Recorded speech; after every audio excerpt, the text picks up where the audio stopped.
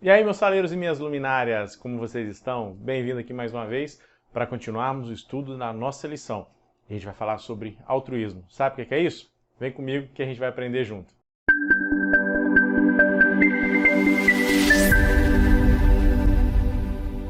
E aí, tudo tranquilo? Semana tá indo na paz de Deus ou tá meio na turbulência? Independente do que esteja, agradeça ao Papai do Céu. E a nossa lição dessa semana vai estar falando sobre altruísmo. A gente vai estar falando sobre Isaac. Mas antes da gente entrar na lição, por favor, quero te pedir aqui. Mas pede toda vez. Se eu não pedir, você não vai lembrar. Por favor, se inscreva aqui no nosso canal. Não sei se está desse lado aqui. Se inscreve aqui no canal, por favor. Compartilhe o vídeo da lição. A gente tenta trazer de uma maneira mais simples possível aqui. Então, ajuda a gente nisso daí, tá joia? Vamos falar sobre Isaac. O texto base, a gente vai falar sobre Isaac, mas o texto base está lá em Romanos. Romanos no capítulo 12, dos versos 9 ao 21. O que está falando ali? Dá uma lida. Quando você começar a ler, você vai falar assim, não, mas eu não vou fazer isso daqui. Não tem como ser isso daqui. É justamente falando sobre altruísmo. Isaac era altruísta. E o que é isso, Beto? O que é isso? Simplesmente a palavra significa se doar para outra pessoa sem esperar nada em troca, se colocar no lugar do outro. Isso é fácil? Não é de maneira nenhuma. Principalmente quando fala dos nossos inimigos, de quem amaldiçoa a gente. E no texto base fala sobre isso. Uma referência que a gente pode pegar está lá em Mateus. Mateus 5, no verso 41. Fala o seguinte, Jesus está ali fazendo o sermão da montanha e ele fala que as pessoas, quando alguém pedir para que você ande uma milha, ande a segunda.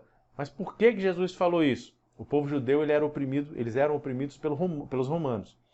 E era uma lei que o romano chegava. Você era judeu, o romano soldado chegava para você e falava o seguinte: ô judeu, pega aqui a minha armadura, a minha bolsa, a minha mochila e você vai carregar para mim durante uma milha. Era obrigado a carregar durante uma milha. Aí Jesus fala, quando um romano chegar para você e falar para você andar uma milha com ele, anda mais uma. E o pessoal odiava os romanos. Isso é ser altruísta.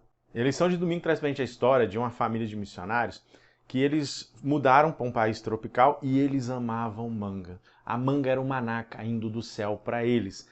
E quando chegaram na casa, descobriram que no quintal tinha um pé de manga, só que estava tudo verde, então vamos deixar madurar. E ficaram naquela expectativa, vai amadurecer a manga, a gente vai comer, oh, delícia! Um dia eles chegaram, descobriram que os vizinhos arrancaram todas as mangas. E as mangas estavam verdes. Aquele casal ficou muito chateado, aquela família ficou muito chateada, muito aborrecido. Ele podia chegar no vizinho e falar, você pegou minha manga, e aquela coisa, e aquela briga, uma confusão por causa de uma manga. O que eles decidiram? Não, vamos deixar para lá. E eles acabaram doaram as mangas deles para os vizinhos, livre e espontânea pressão, mas acabaram fazendo amizade com seus vizinhos. Pelo testemunho deles, da maneira deles, as pessoas decidiram estudar a Bíblia. E ele aprendeu a comer manga verde. O Isaac passou mais ou menos por isso. Como assim, Beto? O que aconteceu com Isaac? Bom, Deus chega para Isaac, lá em Gênesis 26, e fala o seguinte, Isaac, eu vou te abençoar. Todas as promessas que ele fez para Abraão, que Deus fez para Abraão, fez para Isaac de novo, e falou o seguinte, só uma coisa, você não vai para o Egito, eu vou te mostrar para onde você vai. Lembra quando Abraão foi ao Egito, aquela confusão com Sara? Nossa, meu Deus. Apesar de Isaac ter cometido alguns erros iguais ao do seu pai, mas ele confiou em Deus, e ele ficou em Gerar. Ele ficou ali e começou a plantar, começou ali a cuidar, cultivar, e ele obedeceu a Deus. Deus foi abençoando Isaac. Isaac plantou e ele colheu 100 vezes mais do que ele plantou. E ali os filisteus começaram a ficar, com inveja dele. Imagina, todo mundo plantando. E na época de Jesus, o normal era colher de 30% a 50%. Da época de Isaac para de Jesus, teve uma evolução na agricultura considerável. Então imagina na época de Isaac. Aí Isaac colhe 100 vezes mais. O pessoal começou a ficar ali com ciúme dele. E Isaac, ele tinha muita água, porque ele estava usando os poços que o pai dele tinha cavado, tinha aberto. E naquela região ali é uma região desértica, então quem tinha água estava muito bem para suas colheitas, para os seus animais. E os filisteus, como eu disse, começaram a ficar com inveja dele. Abimeleque, que era o rei, chega para ele e fala, Isaac, o negócio é o seguinte, sai fora daqui, porque você está atrapalhando a gente. Isaac podia ter arrumado confusão, ele ficou na dele, ficou quietinho, recolheu as coisas dele. Isaac era um rapaz da paz, e Deus falou, não, vai para o vale de Gerar. Ele estava na cidade, ele foi para o leste, né, dessa região, da mesma cidade, da mesma localidade. E lá ele desenterrou, né, poços que o pai dele tinha feito, que estavam enterrados, ele desenterrou esses poços. E começou de novo a ter a sua vida ali. Os filisteus vieram novamente, brigaram com Isaac. Isaac saiu. Isaac fez isso com mais um poço, 3 poços. Tanto que o terceiro poço, ele cavou mais afastado. E aí os filisteus pararam de encher um pouco a paciência dele. Mas Isaac decidiu obedecer a Deus e Deus foi abençoando ele. Isaac poderia brigar. Tem gente que fica naquela, não, é o meu direito eu vou brigar por ele. Já ouviu aquela frase assim, eu não levo desaforo para casa? Eu já falei muito essa frase e eu tenho aprendido que ela não cabe mais na minha vida há muito tempo.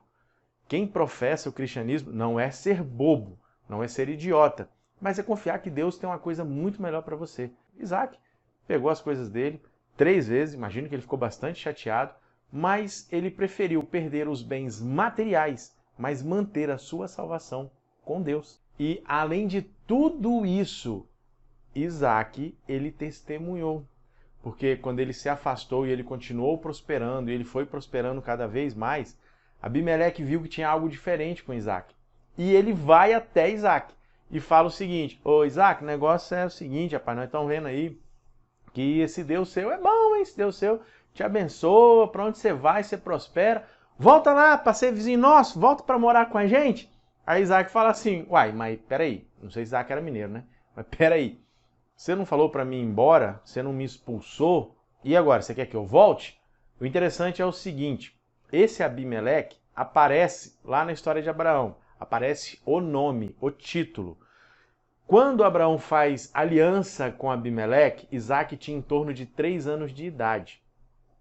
Quando acontece essa situação que a gente está estudando na lição, se passaram em torno de 97 anos, mais ou menos. Dificilmente seria aquele rei Abimeleque que fez aliança com Abraão.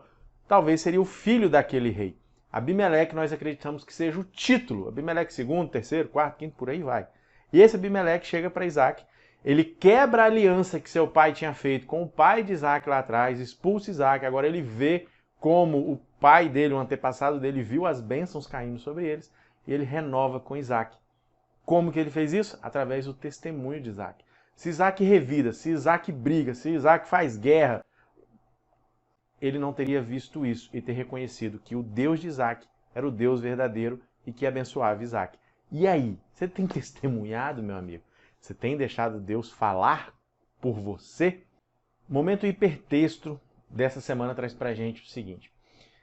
Geralmente quando a gente enfrenta, revida, a gente gasta muita energia, né? Acaba ficando desgastante, aquela coisa. Isso impacta os nossos relacionamentos até dentro de casa, às vezes. E quando nós olhamos para a história de Isaac, por exemplo, como a gente acabou de falar, nós olhamos para a história de tantos outros heróis da fé que não revidavam, que confiavam no Senhor, a vida deles era diferente. Nós, como cristãos, temos que viver a essência de Cristo. Quais são as atitudes que você tem tomado com relações a acontecimentos da sua vida? Pessoas que às vezes te ofendem, pessoas às vezes que te amaldiçoam. Olha esses textos aqui, essa gama aqui de textos.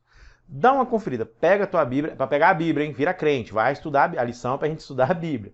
Pega a Bíblia, dá uma olhada nesses textos aqui e compara as ações que esses textos estão falando com a sua vida. E aí, meu saleiro luminário? É saleiro ou luminária ou o saleiro está todo molhado, encharcado e a lâmpada está aí e não pagou energia? Como é que é? E às vezes a gente pode pensar, né? Pensar não, realmente é difícil a gente conseguir fazer essas coisas. É uma mistura agridoce. Mas você quer uma maior do que a cruz? Olha o que Jesus passou, sofrimento, um ato que trouxe muita dor, mas trouxe alegria. Qual é a alegria? Dele poder ter a mim e você de novo com ele. A vida do cristão às vezes é isso.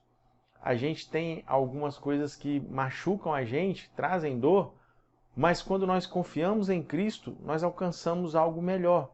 Nós caminhamos para algo melhor. A história de Jesus na cruz ensina isso pra gente. E quando a gente para pensar no que Jesus fez por nós na cruz, para analisar. Ellen White fala que se nós pensássemos todo dia na imagem da cruz, nós seríamos cristãos muito melhores. Não importa se você é sustentado para a igreja para levar o evangelho ou você é um voluntário. Se você não viver a essência de Cristo, não vale de nada. Essa é a chave, meu jovem.